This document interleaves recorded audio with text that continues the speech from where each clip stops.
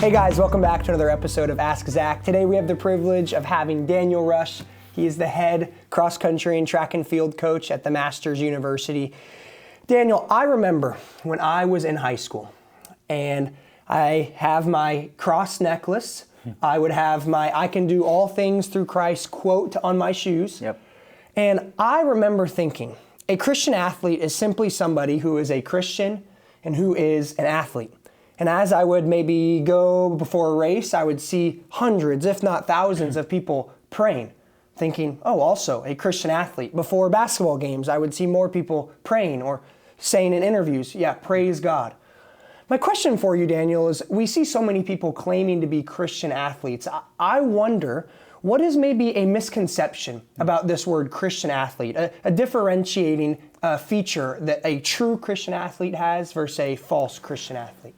Yeah, I mean, that's so important to understand, and there's nothing inherently wrong with a cross necklace and with Philippians 4:13, but I would say the biggest misconception is that if, just the idea of how simple and how straightforward it is to be a Christian athlete, where, man, if you say you're a Christian and you pray, before a competition and maybe you thank God in an interview afterwards, that's everything, that you're doing it, that you're a Christian athlete and that's all the same, and that just couldn't be farther from the truth. A Mormon can do those things, and they do. And Catholics can do those things, and they do. And unregenerate churchgoers that just want to look good do and say those things, and they live their lives with no influence and without really moving towards anything. And being a Christian athlete is just so much more than the pithy things, the visible prayer. It certainly can and should include those things, certainly.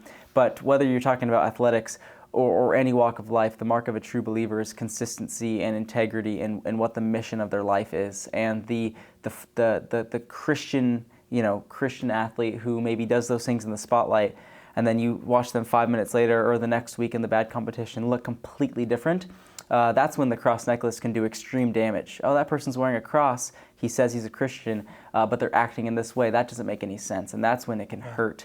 But when you have the ambition of magnifying Christ in all things, and you're the same person regardless of who is watching, that's when a Christian athlete starts to look different.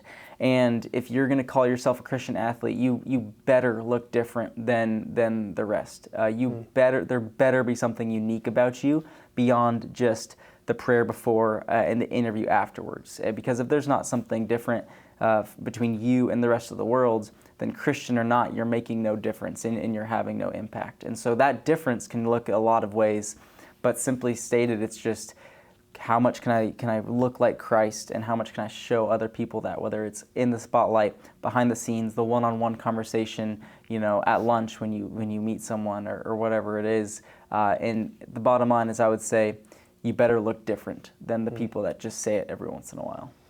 I love that, because what it does is it reminds you, not just in athletics, but in the classroom or at home, that it allows a complete change of mind to realize how I live is more important even than at times what I'm saying. Totally. That you can have an influence in the classroom by not cutting corners on assignments. You can have an influence in your sport by not cheating in some race or some game. So integrity is really what it comes down to. Yeah. I mean, every time you act, you're representing Christ. And so you're going to show people, you might be the only Christian someone knows. And it'll just come down to the way you live over time consistently. What a great reminder to ask ourselves, are you living like what you claim you are? Daniel, thanks for your time. My pleasure. Thanks for having me.